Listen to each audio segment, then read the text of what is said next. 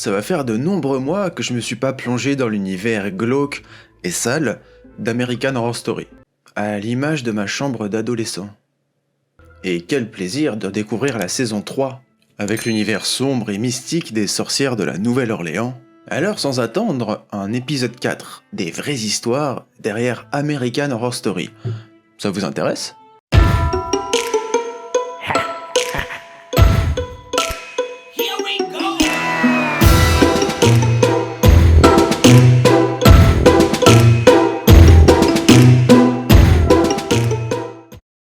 Dans les rues envoûtantes de la Nouvelle-Orléans, un refuge secret existe depuis des siècles. Une école pour jeunes sorcières, cachée derrière des façades anodines. Cette institution, connue sous le nom de « École pour jeunes filles exceptionnelles de Madame Robichaud », abrite les dernières descendantes d'une lignée de sorcières puissantes, détenant des pouvoirs mystiques remontant à l'époque des sorcières de Salem. L'académie, dirigée d'une main ferme par Cordelia Fox, cherche à protéger et à éduquer les jeunes filles dotées de dons surnaturels. Cependant, la menace d'extinction plane sur les sorcières, car elles sont traquées par des forces obscures et une société qui ne tolère pas leur existence. L'intrigue s'intensifie lorsque Fiona Good revient à l'académie après des années d'absence. Sa présence bouleverse l'équilibre fragile de la communauté sorcière.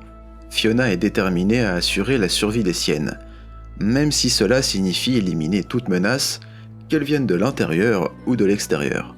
Les tensions s'accentuent alors que la rivalité entre les jeunes sorcières éclate, alimentée par des alliances changeantes et des secrets ancestraux.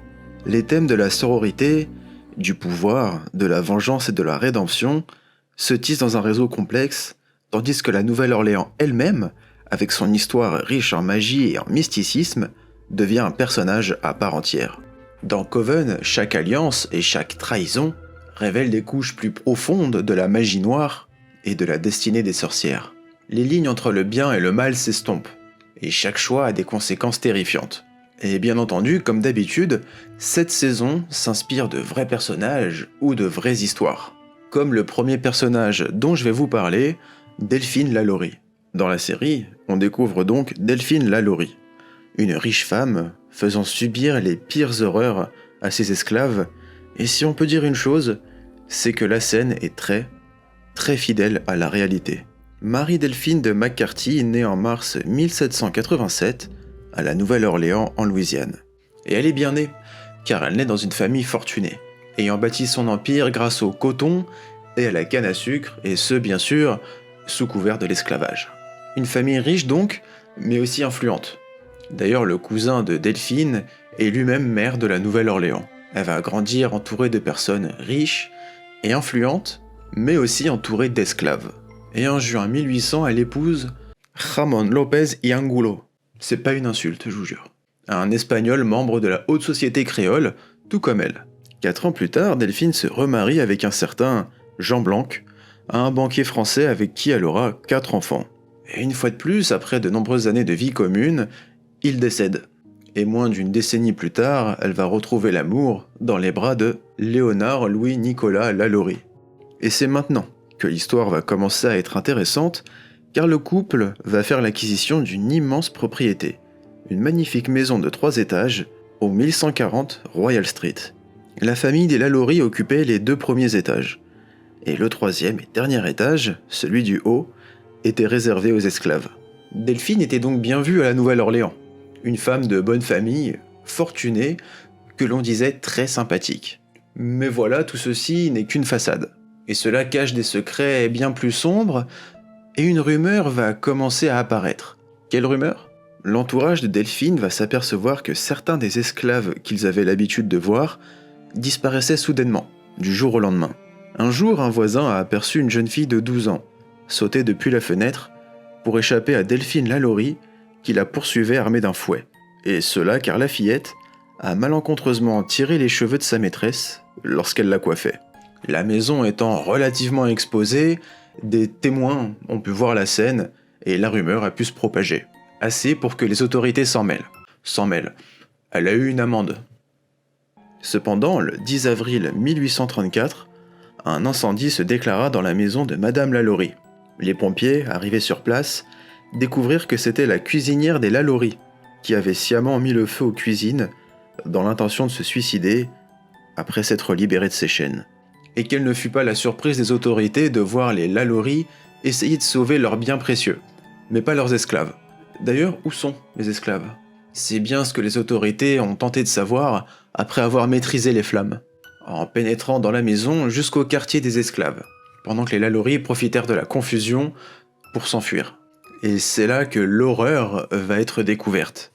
En enfonçant la porte, les secours virent des dizaines d'esclaves, très amaigris, mutilés et enchaînés aux pieds, aux mains et au cou et couverts de cicatrices. Certains portant d'importantes blessures qui parfois même étaient infectées. Certains étaient en cage, tous les membres brisés par des coups très violents. Visiblement, Delphine Lalaurie aimait expérimenter différentes tortures sur ses employés de maison. On raconte qu'elle les démembrait et retentait de recoller les membres à des endroits différents. Dans la pièce, en plus d'odeurs de sang et d'excréments qui flottaient dans l'air suffocant, des membres humains jonchaient le sol. Des têtes se trouvaient dans des seaux et des entrailles humaines dans des bocaux étaient exposées sur les étagères.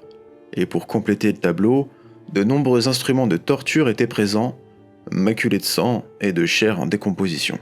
Il n'est donc pas étonnant qu'après, d'autres recherches soient menées sur le terrain de la maison et qu'ils trouvèrent des squelettes humains, dont certains des crânes étaient percés de trous et dont certains auraient pu être enterrés vivants. On comprend donc pourquoi la petite fille dont je vous ai parlé tout à l'heure a préféré sauter et mettre fin à ses jours plutôt que de retomber dans les mains de Delphine Lalaurie. D'ailleurs, où est Delphine Lalaurie après la découverte des horreurs de sa maison ? Eh bien, elle a pris la fuite vers Paris, où elle va finir sa vie et s'éteindre âgée d'une 60aine d'années, sans jamais avoir payé pour ses crimes. Après les événements, sa maison va rester inoccupée quelque temps. Elle va être achetée et rénovée, mais les propriétaires vont assez vite la revendre, car des objets bougent tout seuls, et des bruits sourds se font entendre. Il est évident qu'après de telles horreurs, certains considèrent la maison comme hantée, et ce sera l'avis de plusieurs propriétaires.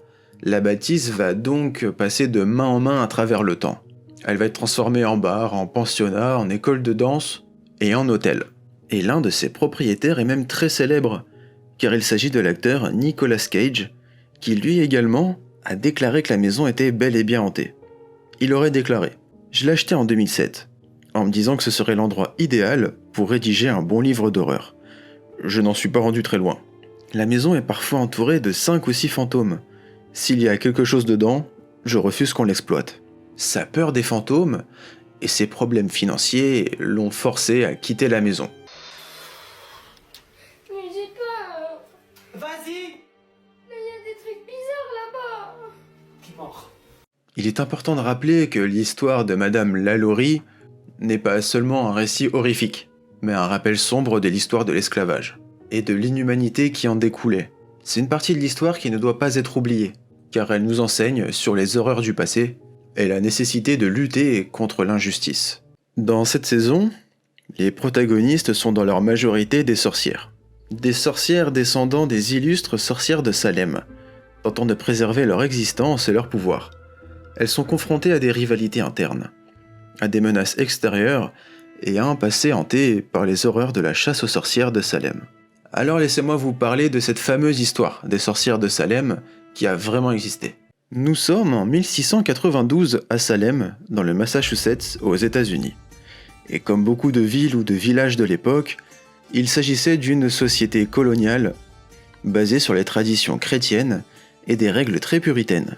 Tout commence lorsque Elizabeth Parris, la fille du révérend Samuel Parris, commence à être victime de crises de convulsions, de panique et à des hallucinations. Elle crache des insultes, des obscénités et se met à parler une langue alors inconnue. Puis vient le tour de Abigail Williams, la nièce du révérend, cousine d'Elizabeth. Les docteurs et les pasteurs observent les filles convulsées, se recroqueviller sous des chaises et hurler des atrocités. Personne ne connaît la cause de ces crises. Il faut dire que la médecine de l'époque est assez peu évoluée sur ce genre de problème. Et malheureusement, dans ce climat en plus très religieux, le diagnostic est tout fait, c'est une possession démoniaque. Il est évident qu'une sorcière a pactisé avec le démon pour s'en prendre à ces jeunes filles. Il faut dire aussi que les conditions sont difficiles.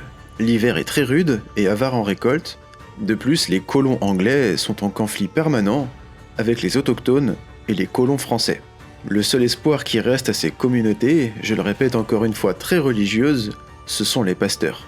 Et les habitants de Salem sont effrayés et comptent sur le révérend Samuel Parris afin de trouver une solution. Alors désemparé, Parris trouve des coupables toutes désignés. La première des accusées se nomme Tituba. Elle est l'esclave même du révérend Parris. Tituba a été capturée en Amérique du Sud alors qu'elle était enfant. Elle fut emmenée à la Barbade et vendue comme esclave. Elle avait entre 12 et 17 ans lorsqu'elle entra au service de Samuel Parris. Elle avait l'habitude le soir de raconter des histoires un peu mystiques aux filles, ce qui n'a pas arrangé son cas. Elle est enfermée et torturée afin d'avouer ce qui s'est passé. Elle confesse avoir préparé un witch cake, un gâteau magique qu'elle aurait donné aux chiens afin qu'ils révèlent les coupables de la possession des jeunes filles. Un gâteau magique. Quelle grâce. Non, c'est bon. Je vais goûter c'est la fraise. Moi, Oui, je suis un peu gourmand. Hein. C'est trop bon. Elle avoue avoir un lien avec les possessions et donne le nom de ses complices, dont une certaine Sarah Good, une marginale, une mendiante vivant à l'écart du village. Puis une autre femme est accusée, Sarah Osborne. Les femmes en question sont emprisonnées le 1er mars 1692 et pourtant, 4 filles sont touchées par le mal, ayant frappé Abigail et Elizabeth. Et ouais, Paris avait enfermé les soi-disant coupables, mais le mal continue. Alors que faire ? Que faire pour rassurer les autres habitants du village ? Trouver d'autres coupables ? Ouais, on va faire ça. Et un climat de tension et de suspicion s'installe. Chacun suspecte son voisin, avant que celui-ci nous accuse. Il va falloir attaquer en premier et l'accuser lui. C'est de la folie car des dizaines et des dizaines de personnes sont accusées de sorcellerie. Le 10 juin 1692, c'est une accusée du nom de Bridget Bishop qui, la première, est exécutée par pendaison. Alors comment prouvait-on que quelqu'un était coupable ? La méthode de la preuve spectrale. La preuve spectrale consistait à mettre en face de l'accusé des personnes ayant été frappées par le mal de Salem. Si cette personne se mettait à convulser devant un accusé, c'est que l'accusé avait bel et bien pratiqué la sorcellerie, comme si la sorcière avait sous ses ordres un spectre allant tourmenter les âmes innocentes. Alors vous vous en doutez bien, dans ce climat où tout le monde peut potentiellement être accusé, ce sont les catégories sociales assez basses qui sont d'abord montrées du doigt. Les mendiants ou les servants comme Tituba sont accusés les premiers. Mais les vieilles rivalités et les rancœurs font surface, et les villageois ayant eu des différends en profitent pour s'accuser mutuellement. C'était donc absolument tout le monde qui était en danger. Et pour avoir une chance de survivre quand on est accusé, c'est d'accuser les autres. C'est un manège sans fin. Tout le monde y passe, hommes, femmes, enfants, et parfois même les chiens. Là, tu touches à ma sensibilité. Tu touches à ma sensibilité. Les événements de Salem sont allés bien trop loin. À raison d'une exécution par semaine, plus le nombre conséquent de personnes en prison, la ville se dépeuple, et son économie s'effondre peu à peu. Et afin de mettre fin à tout cela, William Phillips, le gouverneur du Massachusetts, est envoyé sur place. Il va gracier tous les accusés et libérer tous les prisonniers. L'enfer de Salem est enfin terminé. Alors, est-ce que c'est le diable qui a pactisé avec les sorcières ? Pas vraiment, hein. Pour expliquer les raisons de ces hallucinations et de ces convulsions, on peut se tourner vers une intoxication à l'ergot de seigle, un champignon dont est dérivé le LSD, un champignon pouvant se trouver dans le blé, servant à fabriquer la farine pour le pain. On peut aussi émettre l'hypothèse d'une hallucination collective, due à un climat anxiogène, due aux guerres de territoire avec les colons français et les autochtones, et aux conditions de vie très rudes. Un cas similaire avec l'épidémie de danse de Strasbourg, dont je vous ai parlé dans une vidéo précédente. Je vous invite à aller la voir pour vous rendre compte du phénomène. Ou bien ce serait tout simplement simulé, pour accuser un voisin, un ennemi. Dans la série, le personnage de Queenie est considéré comme la descendante de Tituba. On prête à confusion à Tituba des origines caribéennes liées au vaudou, ce qui n'était pas le cas dans la réalité. Mais cette descendance dans la série donne à Queenie une aura particulière. Tituba n'est pas la seule accusée de Salem ayant inspiré un personnage. C'est aussi le cas de Sarah Good ayant inspiré le personnage de Cordelia Fox, ainsi que Fiona Good inspirée de Dorothy Good. Quoi qu'il en soit, les procès de Salem ont grandement marqué la ville, les États-Unis eux-mêmes et donc la culture populaire. Car Salem n'est pas évoqué que dans American Horror Story, mais aussi dans la culture populaire.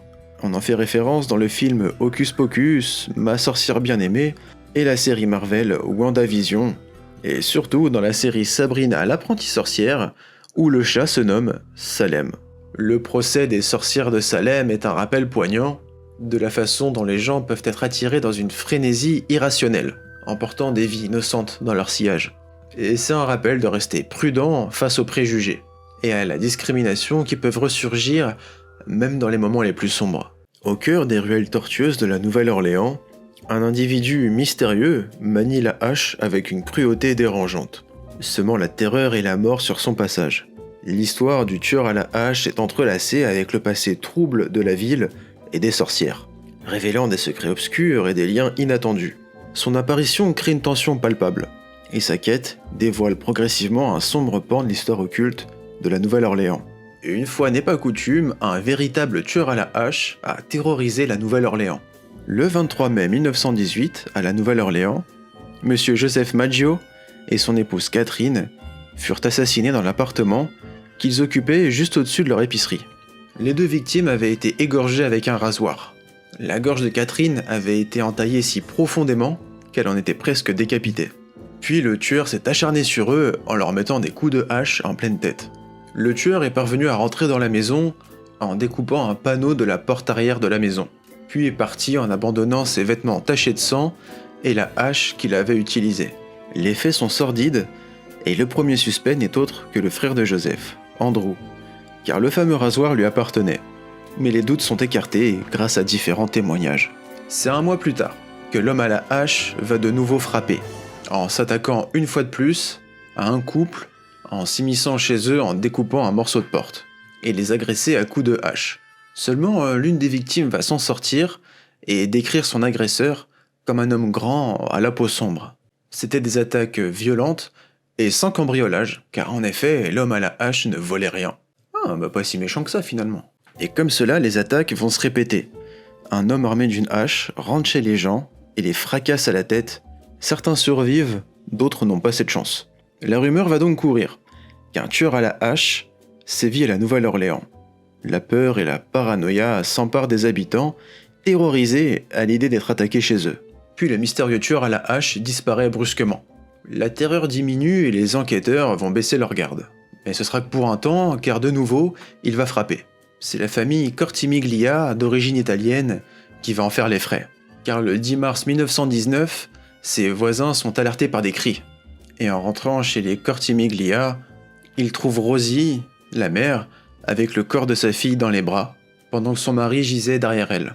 Quand la police arrive sur place, elle trouve une hache ensanglantée et la porte arrière découpée. C'est donc certain, le tueur à la hache est bel et bien de retour. Et une vague de panique regagne la Nouvelle-Orléans. Les témoignages affluent, la police est dépassée. Et comme si cela ne suffisait pas, le vendredi 14 mars 1919, le rédacteur en chef du journal local reçoit une étrange lettre. Estimée mortelle. Ils ne m'ont pas pris, et ils ne le feront jamais. Ils ne m'ont jamais vu, car je suis invisible, tout comme l'éther qui entoure votre terre. Je ne suis pas un être humain, mais un esprit et un démon de l'enfer le plus chaud. Je suis celui que vous, néo-orléanais, et votre folle police appelez l'homme à la hache. Quand je l'entendrai, je viendrai et réclamerai d'autres victimes. Moi seul sais qui ils doivent être. Je ne laisserai aucune preuve, sauf ma hache sanglante, barbouillée de sang, et du cerveau de celui que j'aurais envoyé ci-dessous pour me tenir compagnie. Si vous le souhaitez, vous pouvez dire à la police de veiller à ne pas m'énerver. Bien sûr, je suis un esprit raisonnable. Je n'ai pas été offensé par la façon dont ils ont mené leur investigation dans le passé. En fait, ils ont été si profondément stupides qu'ils m'ont amusé, moi et sa majesté satanique. Qu'ils ne cherchent pas à découvrir qui je suis, car il vaudrait mieux qu'ils ne fussent jamais nés plutôt que d'encourir la colère de l'homme à la hache. Je ne pense pas qu'un tel avertissement soit nécessaire, car je suis sûr que la police m'esquivera toujours, comme elle l'a fait dans le passé. Ils sont assez sages, ils savent comment se tenir à l'écart du danger. Sans aucun doute, vous, néo-orléanais, pensez que je suis un meurtrier des plus horribles. Ce que je suis, mais je pourrais être bien pire si je le voulais. Si je le souhaitais, je pourrais visiter votre ville tous les soirs. je pourrais tuer des milliers de vos meilleurs citoyens à volonté, car je suis en relation étroite avec l'ange de la mort.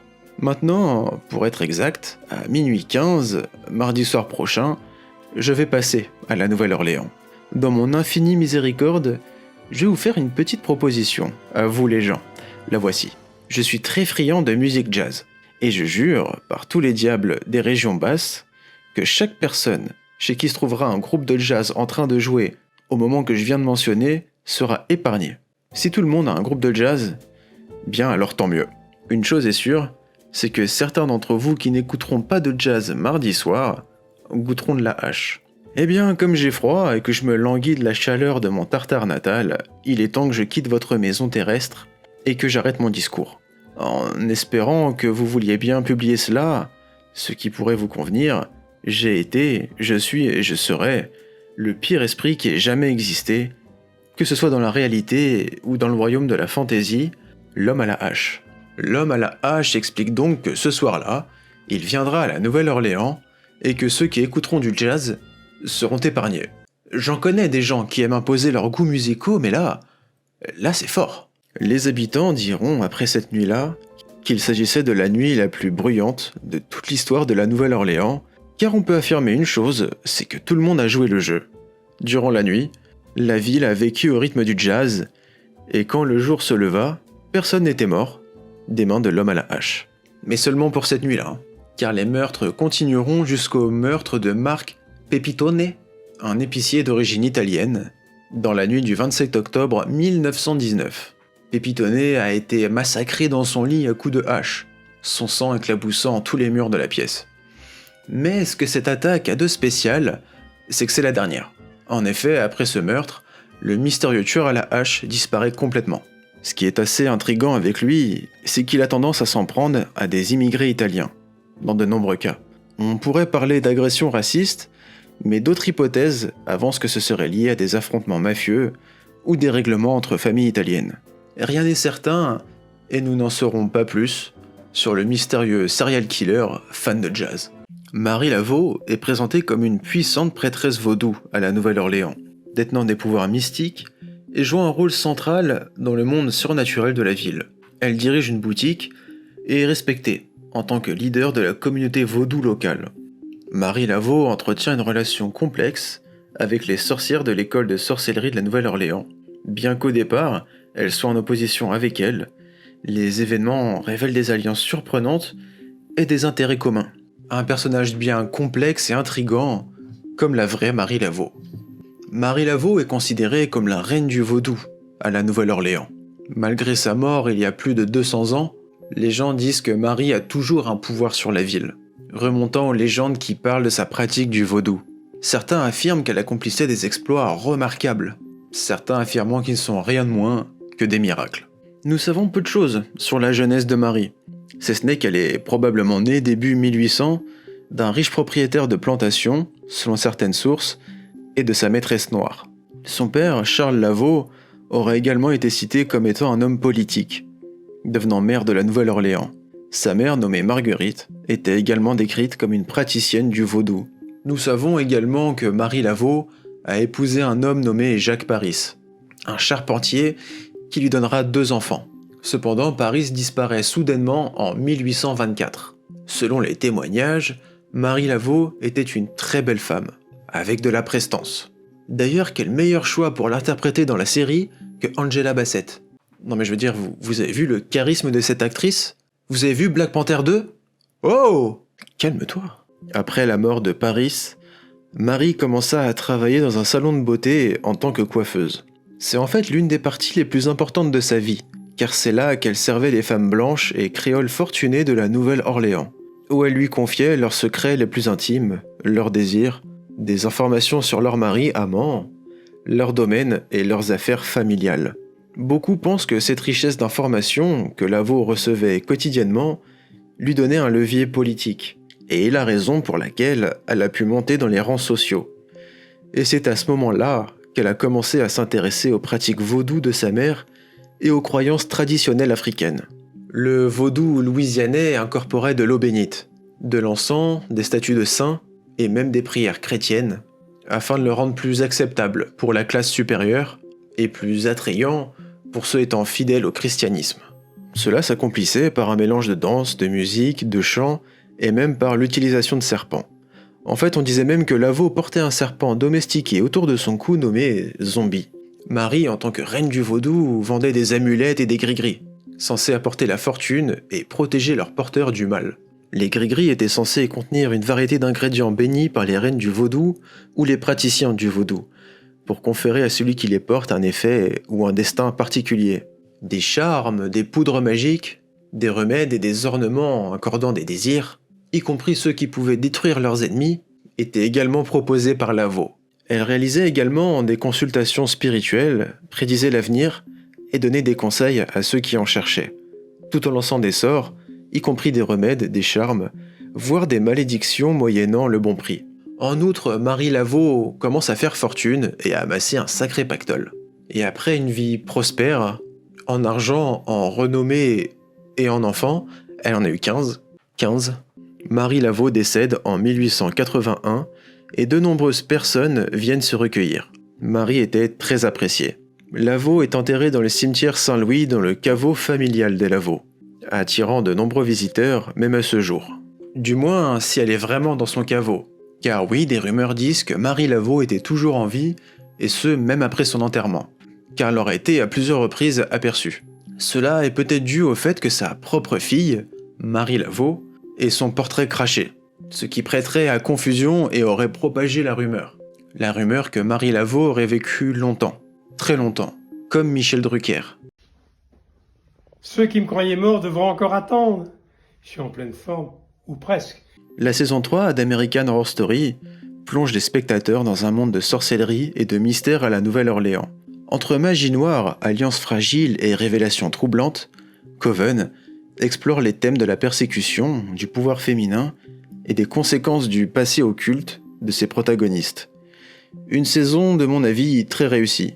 Merci pour l'accueil que vous réservez à mes vidéos sur American Horror Story, elles font partie des plus vues sur la chaîne. Et au vu du travail fourni, ça fait plaisir. N'hésitez pas à aller voir les autres formats de la chaîne et les autres vidéos. N'hésitez pas à faire un tour sur mon Instagram, mon TikTok, les liens sont dans la description. Si le cœur vous en dit, vous pouvez me faire un petit don sur ma page Tipeee, ça m'aiderait à réunir un meilleur matériel. Et en attendant une prochaine vidéo, moi je vous dis à très bientôt.